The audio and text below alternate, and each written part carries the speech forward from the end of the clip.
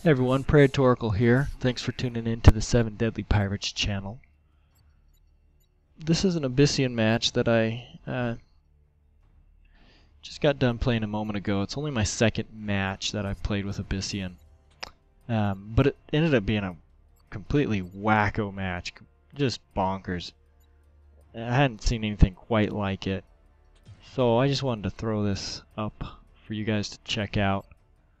So just to jump right in, I mulliganed my hand because I didn't have anything I could play. I got 4 new cards, again with nothing I could play.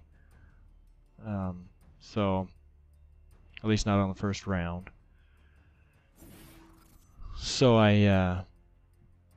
not off to a great start, but it's going to get a whole lot better here in just a short minute. I'm going to use this card to give my general some flying ability, and that was the Spectral Blade card. Gives my general +2 attack and flying, so I'm just going to go over there and take out this ranged unit. I ain't having none of that.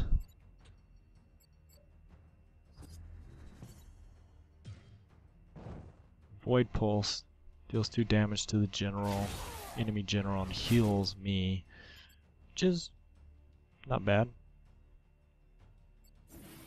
Might go ahead and play that.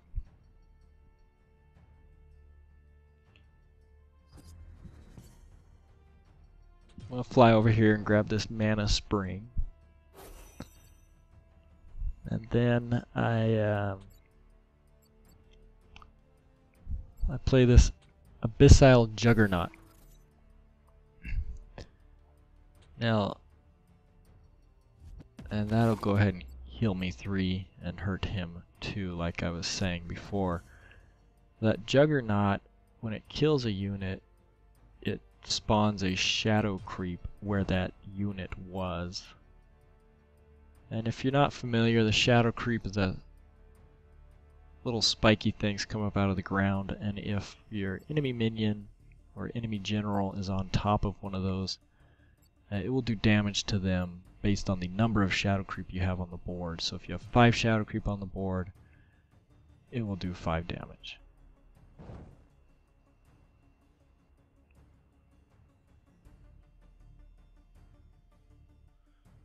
So right now, let's see, he puts out a Windstorm Obelisk. I'll give him some Dervish units and a Portal Guardian. These Portal Guardians get +1 for every minion that you summon.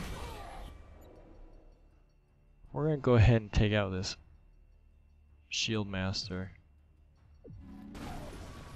That'll spawn a shadow creep there on that spot. And then we're going to put out this Blood Moon Priestess. The Blood Moon Priestess is a really fascinating unit, fun unit to use. Every time a minion dies, whether it's yours or your enemy's, she will summon a 1/1 Wraithling. And you're going to see in a little bit here that can really come in handy.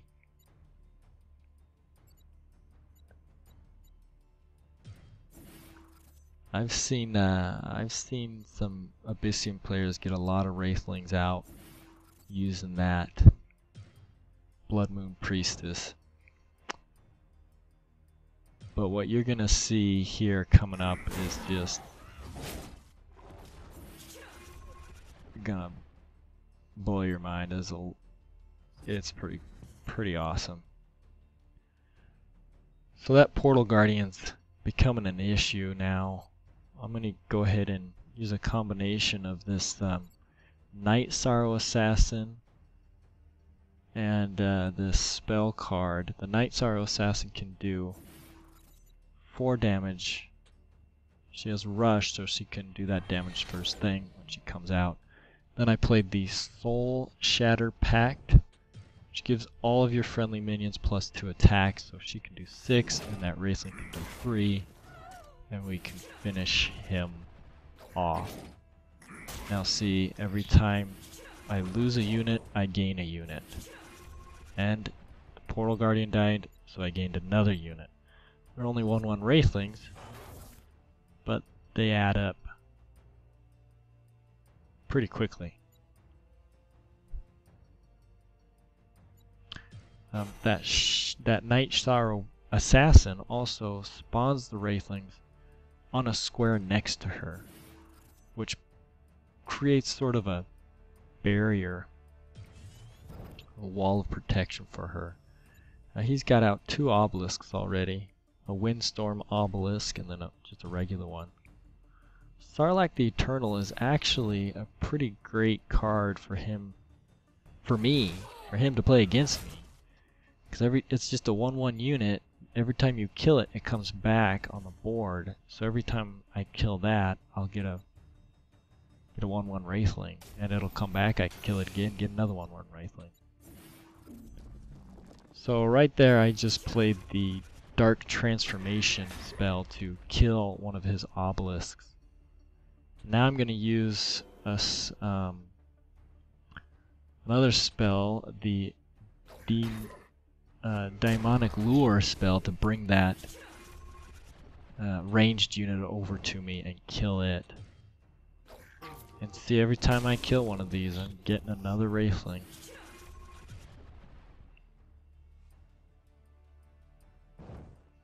We're gonna kill this airdrop unit, and that's gonna put that Wraithling right underneath her for a little protection, and then kill Sarlacc the Eternal.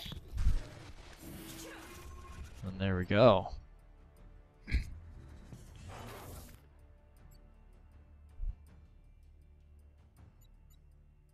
So he's had 2 obelisks out. Ah, this unit, the Archon Spellbinder. That's actually a neutral unit. It's an epic card, 1000 spirit, and what it does is it makes all my spells cost 1 more. So we're going to play this card, the Curse of Agony.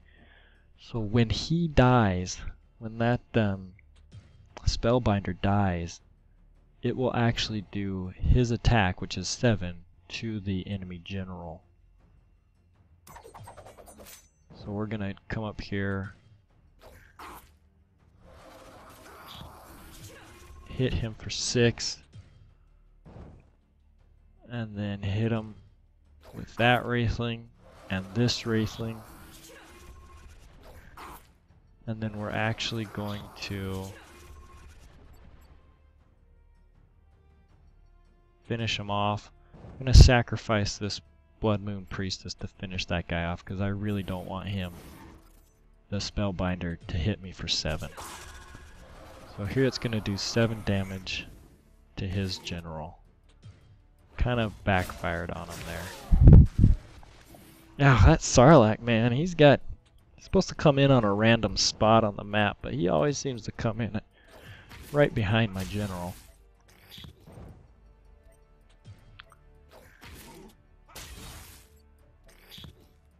So my Wraithling supply is going down now, but I've got another Blood Moon Priestess I can play.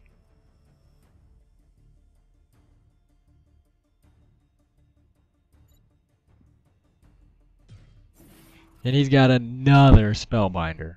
I don't know how this guy got 2 Spellbinders. He must have got some really good pulls on the booster deck, booster packs, or something, because that's 2,000 spirit right there.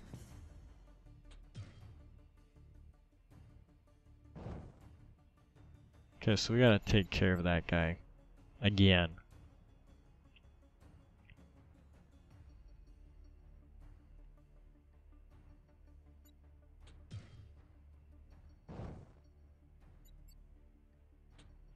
I think I'm gonna play this for sure.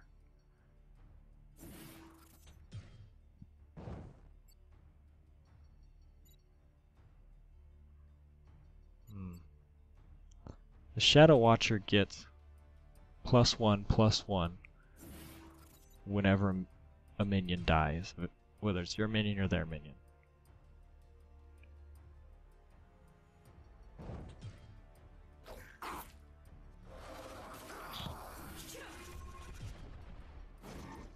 hoping to do some damage to this Spellbinder while boosting my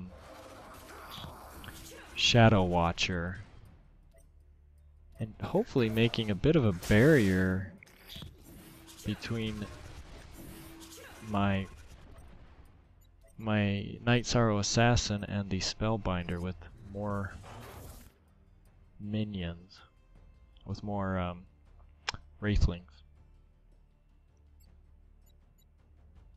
Of course, now what he could do is use that 3/3 unit to take out my Wraithling, and then move his Shadowbinder in to hit my general. So he just played a card that gives him a whole bunch of Dervish units, one in front of each of my minions and general.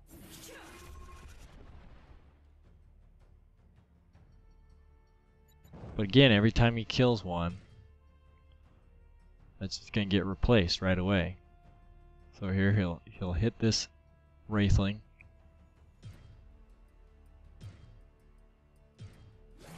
And another Wraithling will appear right in its spot.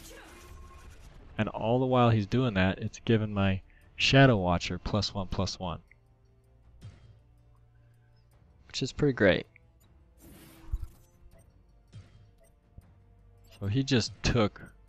He's going to use the Blinding Scorch. I hate that spell. Take my Shadow Watcher down to 0 attack.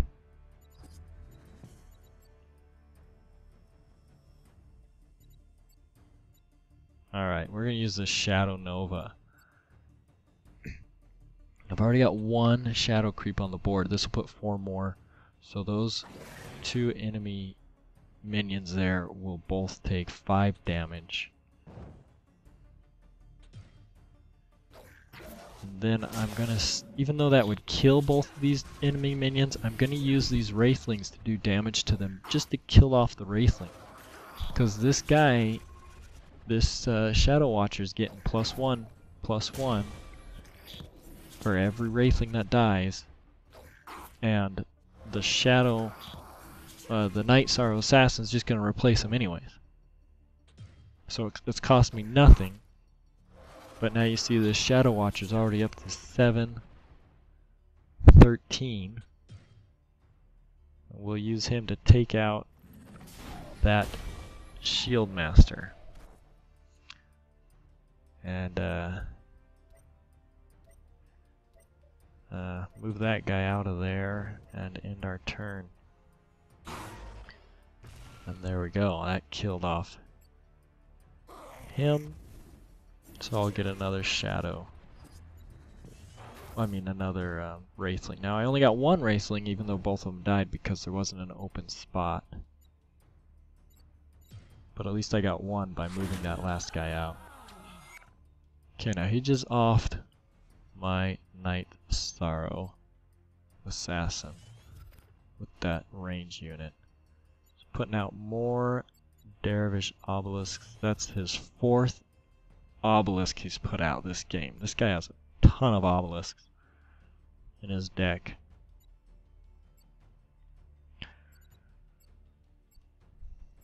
So I have the Deathfire Crescendo spell. Costs 3 to put out. But it gives one of your friendly minions +2/+2 on Death Watch. So every time somebody dies, they get +2. So I'll probably use that as soon as I can. Yep. Use that right now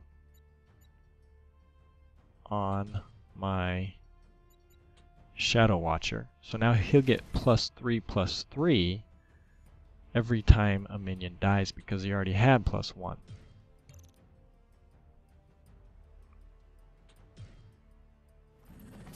We'll take that guy out. Now he's at 17/19. I can just walk him up there and just start destroying obelisks.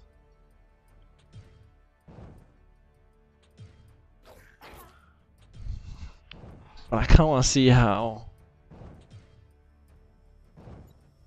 much higher we can get them.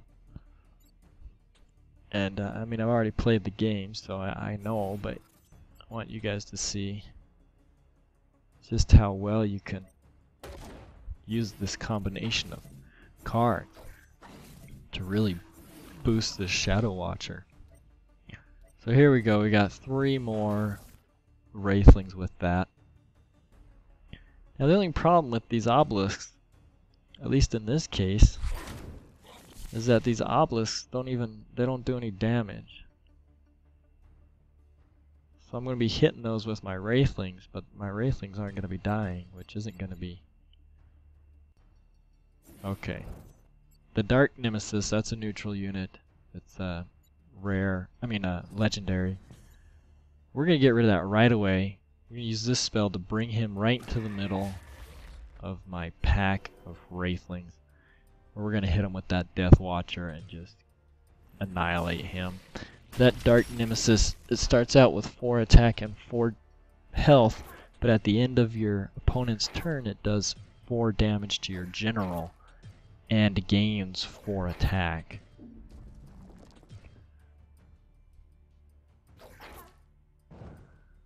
So we've gotten 1 more of his obelisks down. He had 5 total this game.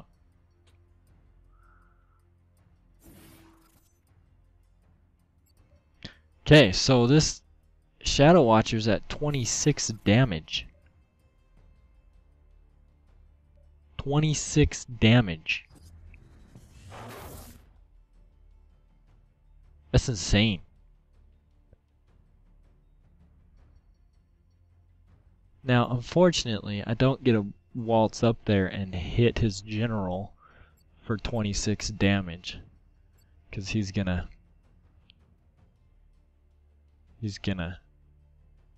concede on me here, which kind of sucks. I really wanted to finish it out. But man, that's a lot of Wraithlings and a lot of damage.